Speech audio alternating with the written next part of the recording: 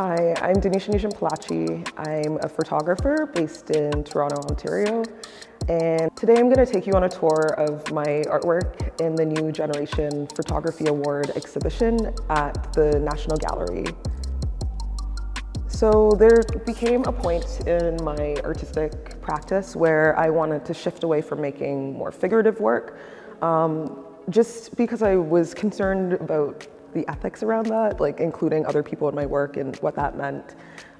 So I just wanted to start to photograph things that I found interesting. And it started off as kind of an explorative exercise to sort of catalog and survey like the textures and colors and objects that I like to include in my photos. And I realized I was still speaking about a lot of the same thing, like despite my initial intention to move away from making work strictly about identity, I realized like it's kind of impossible to strip that from your work. Like your identity is always going to be wrapped up in the work that you're making. But it started with photographing plants and other objects that were found throughout my house, throughout my life. And with the plants, what I realized is I started to think about like the migration patterns that were involved. So, for example, the plants that I document in my work, I often get them from like convenience stores in Toronto, and they're actually indigenous to the Caribbean, but they are from nurseries in like Mexico or California. And I found that kind of interesting because it's like, like that circular nature of that is similar, and the migration is similar to what I've heard about the Middle Passage, which is that people brought seeds along with them from West Africa to plant wherever it was that they ended up. So apparently, I've never been to Ghana, but I've been told that the landscape in Ghana looks almost identical to Jamaica.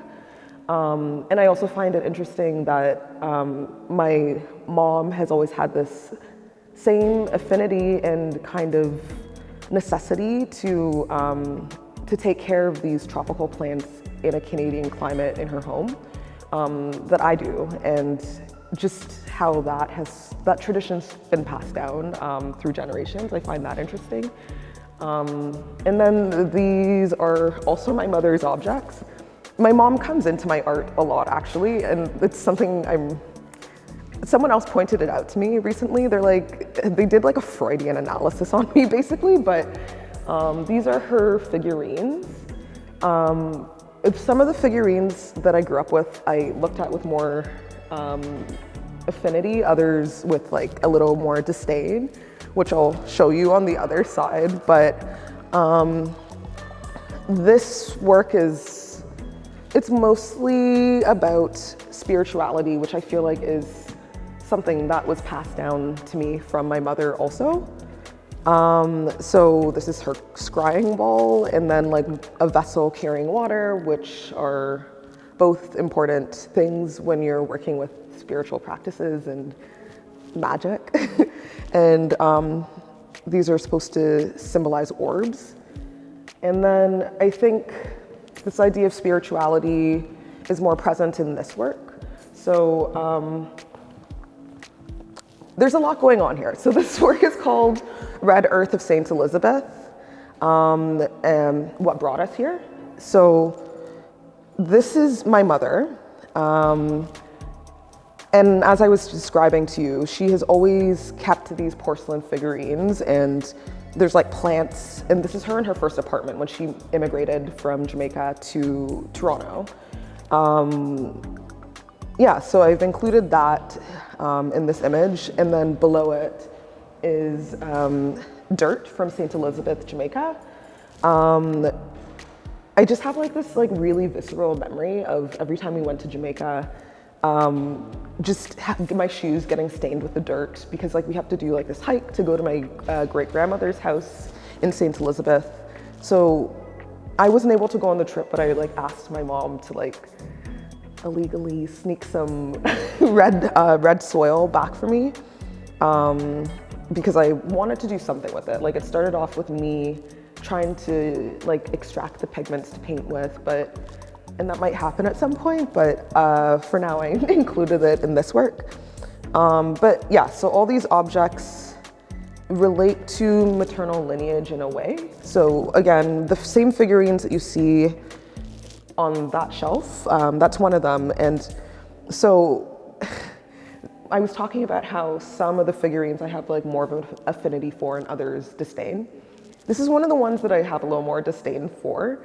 So my mom always tells the story of me when I was a toddler, and even then, I guess I had an aversion to them. So one time I like picked one up and threw it down the stairs and called her. And I was like, look, Mom, it's going, it's going. Obviously it shattered, but as I got older, I started to question it a little bit more. Like, why is it that all these Caribbean people of a certain age have these colonial figures in their homes, and like they're like coveted and like kept in like cabinets of curiosities or on shelves in my mom's case, and